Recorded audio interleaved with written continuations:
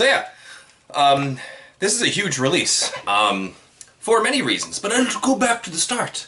I went to go see For Want Of in like, I don't even know, probably late 2013, early 2014.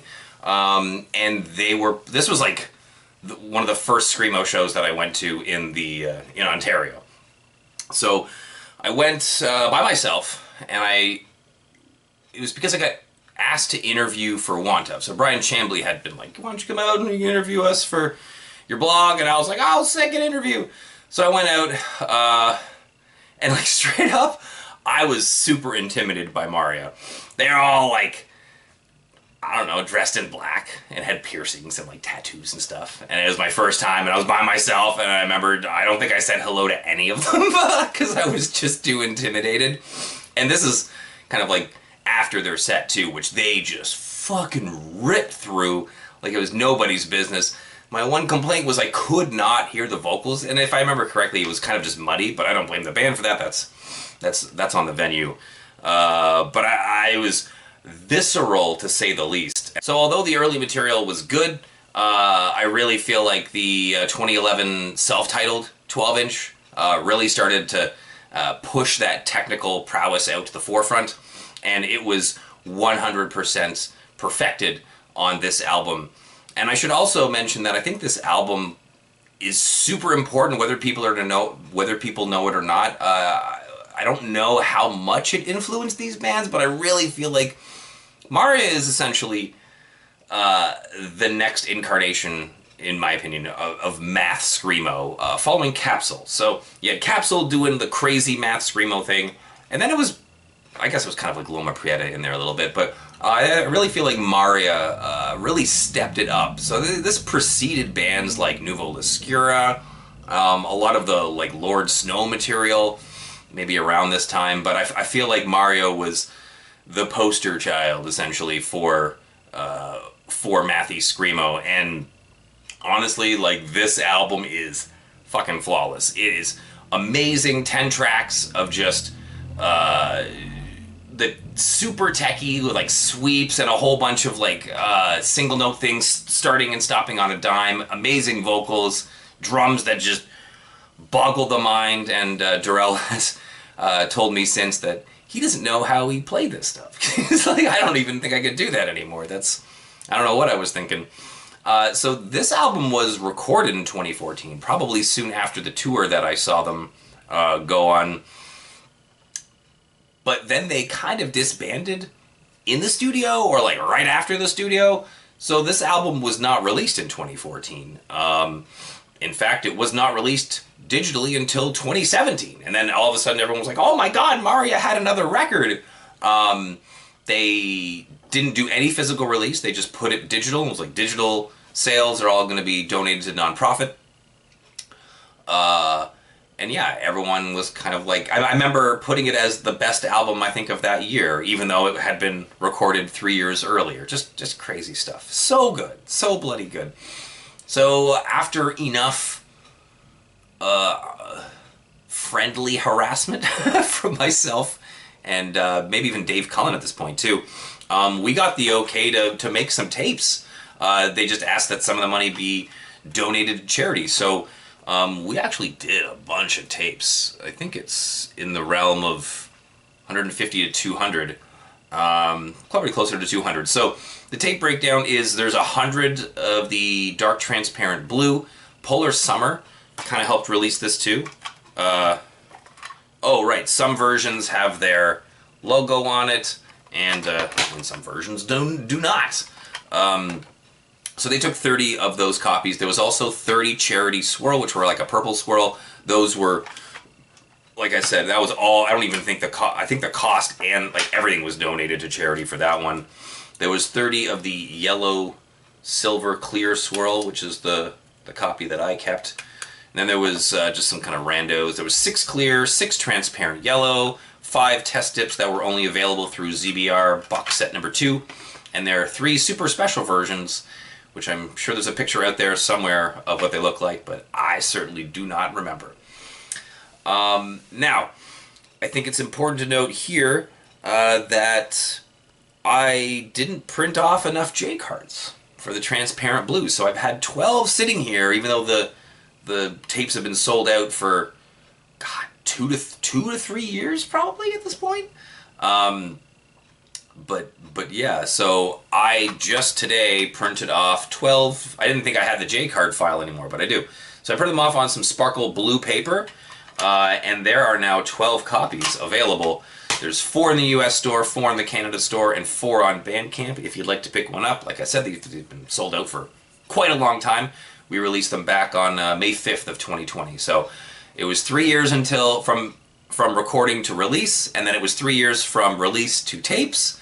And I got more information for you later on in the episode. So let's continue on. So really stoked that we got to put this out. I should talk also about the songs. The songs are numbered with Roman numerals. My personal favorites are 1, 3, 4, 7, and 9. One in particular has this super triumphant, like, halfway point with the guitars. It sounds like it should be the goddamn Canadian national anthem, let's be real. Get that old one out of there.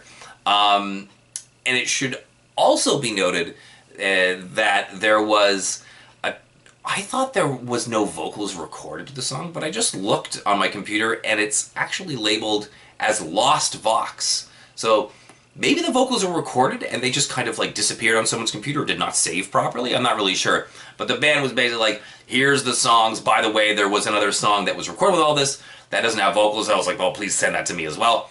I got that, and luckily, finally, in 2024, just for this past sampler, actually, so I guess December 31st, 2024, I got the okay to release that on the sampler, because I was going to use a track from this because of the information that's coming further on in the episode, and then kind of realized, oh my god, no one's ever heard that track, and I remember at least one of the members, I think it was Paul, was like, it's probably my favorite of the songs, but it got left off the record because there's no vocals. I was like, yo, it'd be a travesty for people to not be able to hear this song. So I asked them, and they were like, yeah, you can use that song on the sampler. So that's an unreleased track from this. And again, because of Lost Vox or just no Vox, I still don't really know. Really, I think it's called Part 2 or something like that. No, it's called Part 3. Sorry. Because another 2 of the... there was a 3... I've got like the alternate song titles for these, and there was like 3 songs that were supposed to go in a row, and this was the third part of those 3 songs. I think it's like 6, 7, 8, or 7, 8, 9 it was supposed to be. Okay, yeah.